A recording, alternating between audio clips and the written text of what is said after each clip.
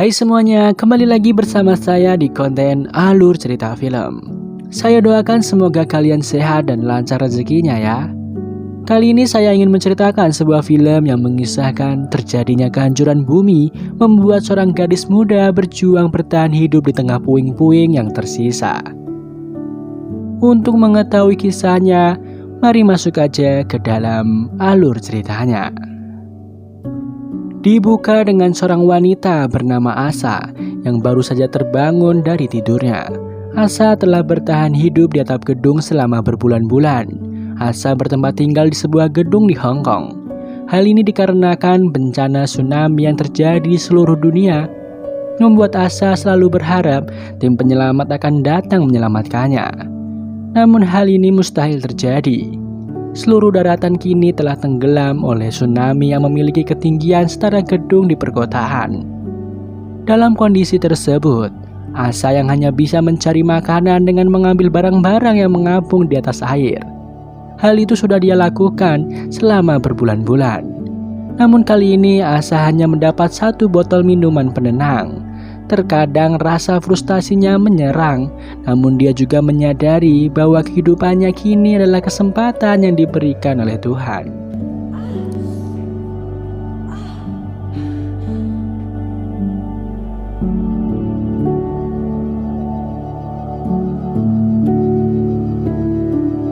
Suatu ketika saat Asa sedang melihat-lihat gedung di sekitarnya dengan teropong, Asa melihat seorang perompak yang juga tengah memantaunya. Perompak tersebut pergi dari gedung ke gedung untuk menjarah makanan. Asa pun bergegas untuk segera mencari tempat persembunyiannya. Di bawah gedung, beberapa perompak sudah tiba di gedung persembunyian Asa. Kelompok-kelompok perompak itu terdiri dari beberapa orang yang kemudian berencana mencari Asa dari ruangan ke ruangan. Karena merasa tidak menemukan jejaknya, si ketua perompak lalu mengajak anak buahnya untuk pergi dari sana. Asa yang melihat perompak itu telah pergi lalu memutuskan untuk keluar dari tempat persembunyiannya. Esok harinya di pagi hari, Asa masih melakukan kegiatan rutinnya, yaitu mencari barang-barang yang mengapung di atas air.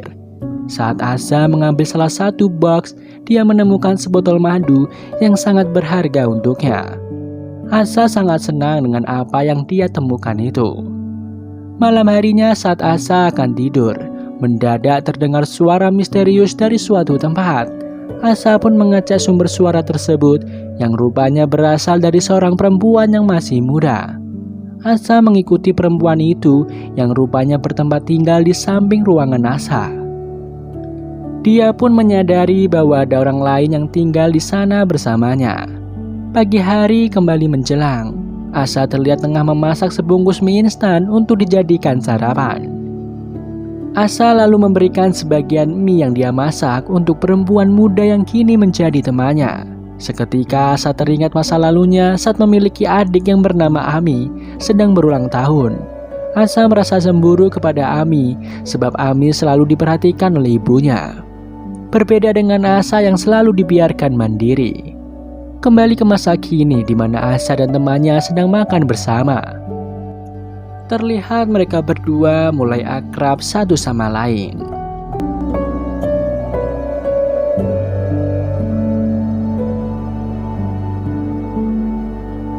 Malam harinya Asa memutuskan untuk beristirahat bersama temannya itu.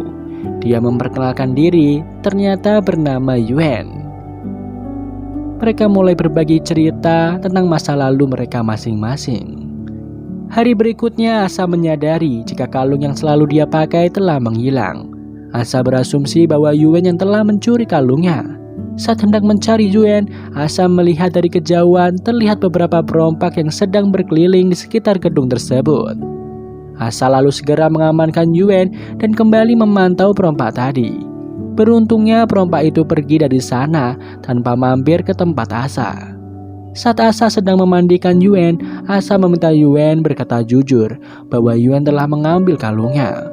Yuen berkata bahwa dia tidak mengambil kalung Asa. Asa lalu mendatangi kamar Yuen dan kembali berharap dia akan mengakui perbuatannya. Namun karena tidak ada respon sama sekali, Asa memutuskan untuk berdiam diri di atap gedung. Saat Asa tengah tertidur, Asa dibangunkan oleh Yuen karena Asa yang tampak bermimpi buruk. Setelah terbangun, Asa mengajak Yuen untuk menuju ke sebuah ruangan.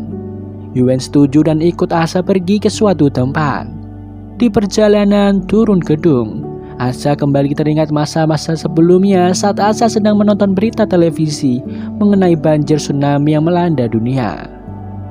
Dia mendadak dipanggil ibunya untuk makan bersama.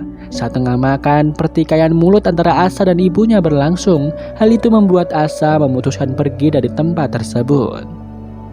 Kembali ke masa sekarang di mana Asa yang mendatangi Yuen yang sedang membuat perahu layar dari barang-barang bekas. Yuen mengatakan bahwa dia membuat perahu tersebut untuk pergi dari gedung itu. Yuen juga menunjukkan pistol suar yang dia temukan sebelumnya. Seketika Asa menjadi marah karena pistol tersebut bukanlah pistol mainan. Malam harinya saat Yuen tengah tidur, Asa membangunkan Yuen untuk membantunya memindahkan air hujan. Asa tidak menyangka jika seluruh penampung air hujan berhasil terisi penuh dengan air. Setelah memindahkannya, Yuen mendatangi Asa yang tengah memandangi fotonya bersama sang adik. Asa dengan raut wajah sedih mengatakan bahwa dia adalah adiknya yang telah tiada. Saat Asa hendak tidur, Asa menemukan kalungnya di bawah bantal tidur. Selama ini rupanya dia yang lupa meletakkan kalungnya di tempat itu. Beberapa hari telah berlalu. Kini Asa dan Yuen telah hidup bersama beberapa hari, bahkan keduanya telah menjadi adik kakak yang saling menyayangi.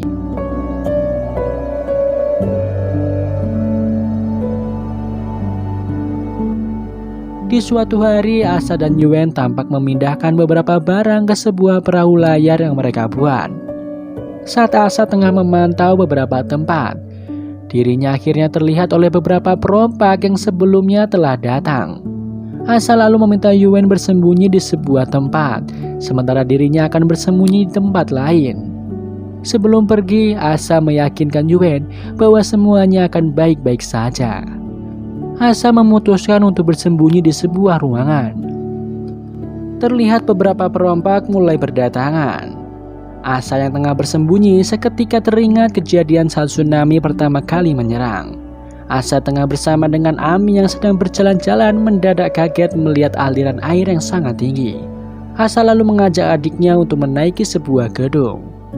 Kembali ke masa sekarang di mana ketua perompak akhirnya menemukan keberadaan Yuen. Seketika Asa kembali teringat Ami yang dia tinggalkan saat menaiki anak tangga di sebuah gedung. Asa yang sudah tiba di atas gedung melihat kalung milik adiknya.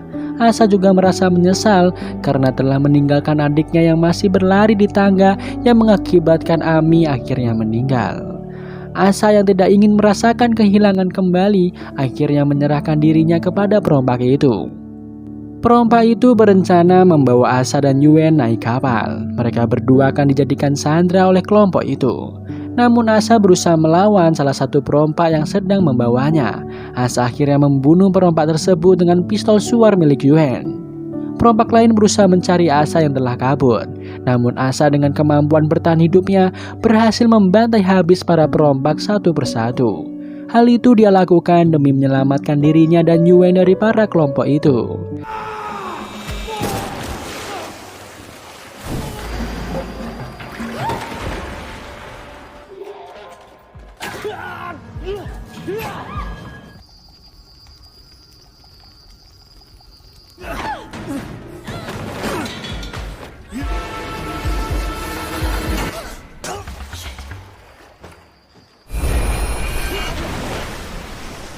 Singkatnya, Asa dan Yuen berhasil selamat.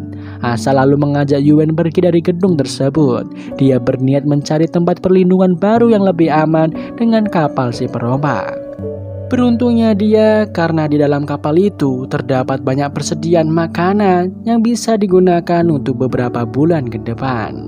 Di akhir film terlihat kondisi kota yang seluruhnya telah tenggelam oleh air laut dan film pun selesai.